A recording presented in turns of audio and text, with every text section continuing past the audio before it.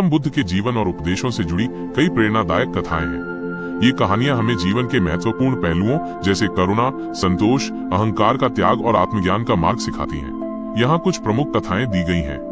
1. महात्मा बुद्ध और अंगुलीमाल। ये कथा अहिंसा और करुणा की शक्ति का एक उत्कृष्ट उदाहरण है।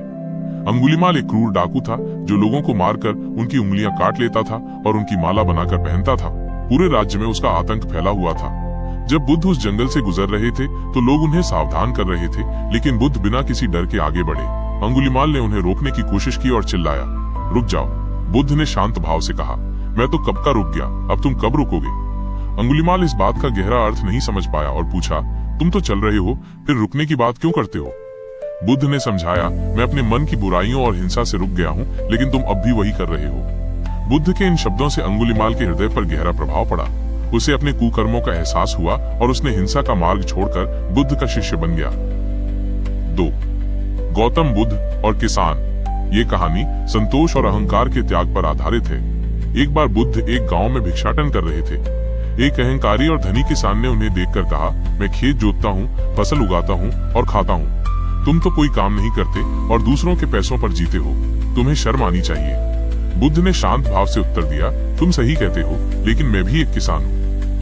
किसान आश्चर्यचकित होकर बोला, तुम तो सन्यासी हो, तुम कैसे किसान हो सकते हो?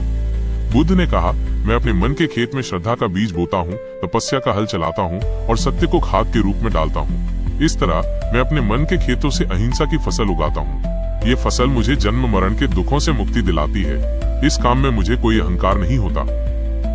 बुद्ध की ये बात सुनकर किसान का अहंकार टूट गया और वो उनका शिष्य बन गया। 3.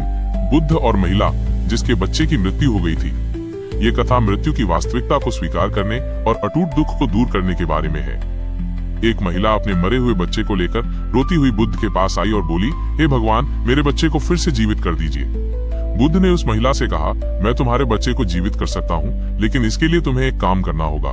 तुम एक ऐसे घर से सरसों के दाने लेकर आओ जिस घर में आज तक किसी की मृत्यु न हुई हो। वो महिला आशा से भरकर पूरे गांव में भटकती रही, लेकिन उसे ऐसा कोई घर नहीं मिला। हर घर में किसी न किसी प्रियजन की मृत्यु हुई थी। धीरे धीरे उसे ये एहसास हुआ कि मृत्यु एक अटूट सत्य है जिससे कोई बच नहीं सकता। वो अपने बच्चे के दुख से ऊपर उठी और उसने मृत्यु की सच्चाई को स्वीकार किया। इन कहानियों से हमें ये सीख मिलती है कि जीवन की सबसे बड़ी सीखें जैसे करुणा, संतोष और जीवन के सत्य को स्वीकार करना केवल उपदेशों से नहीं बल्कि सरल और गहरी समझ से मिलती हैं।